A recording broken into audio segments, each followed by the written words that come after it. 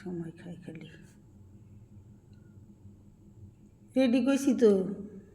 আমি রবীনবাবু আমার সঙ্গীত ভক্ত রোজিদাসীর কাছে এই ওয়াদা করিতেছি যে আমি কোনো দিনও কোনো অন্যায় কাজে লিপ্ত হব না, মিথ্যে কথা বলিব না, আরো জোরে। সৎ মনোভাব নিয়ে সদা সর্বদা চলিব, কখনো কোনো নারীর প্রেমে আকৃষ্ট হব না। দুর্গা নামের যে মেয়েটা অহরহ নির্যাতন চালিয়ে যাচ্ছে, আমরা তার প্রতিকার রোধ করিব। শুধু তাই নয়, দুর্গা নামের সেই মেয়েটার সাথে কোনো প্রকার যোগাযোগ করিব না এবং মোবাইলেও করিব না।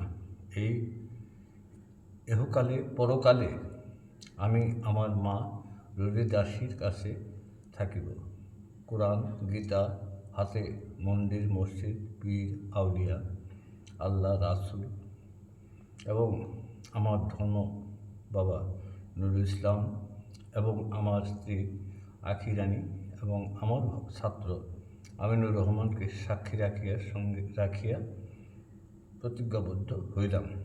যদি এই প্রতিজ্ঞা ভঙ্গ করি, তাহলে আমার সমস্ত শরীর যেন পঙ্গু হয়ে যায়।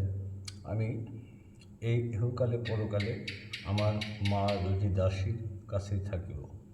জীবনে কোনো দিন ওই দুর্গা মেয়েটার যদি কোনো যোগাযোগ, মেয়েটার সাথে যদি কোনো যোগাযোগ করি বা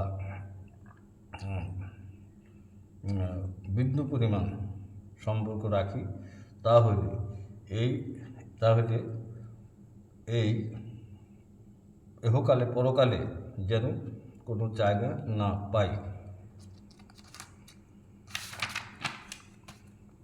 যদি সম্পর্ক রাখি, তাহলে আমি যেন পঙ্গু হয়ে যাই। আমি আমার ভক্তের কাছে এই প্রতিজ্ঞা করিলাম, যদি ওয়াদা বা প্রতিজ্ঞা ভঙ্গ করি, তাহলে মহান উপরওয়ালা যেন এই জগতে আমাকে শাস্তি দেন। আমার ভক্তকে কোনো দিনও কোনো কষ্ট দেব না।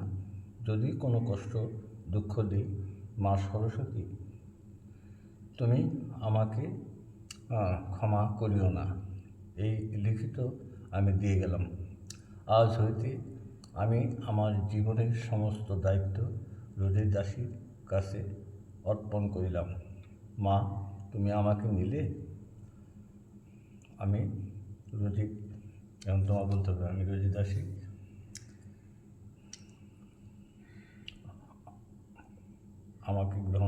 তোমাকে গ্রহণ করিলাম। বলো। করলাম। তুমি কি আমাকে গ্রহণ করলে? হ্যাঁ, করলাম। আমার জীবনের বিনিময় হলেও কও। আমার জীবনের বিনিময় ছবি চারে সুন্দর দাদা।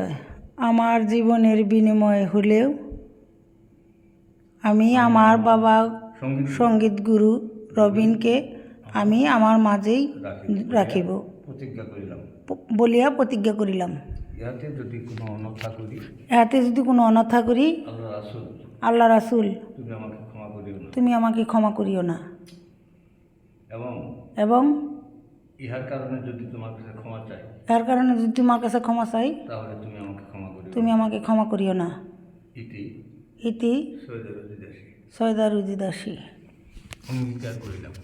অঙ্গীকার করিলাম।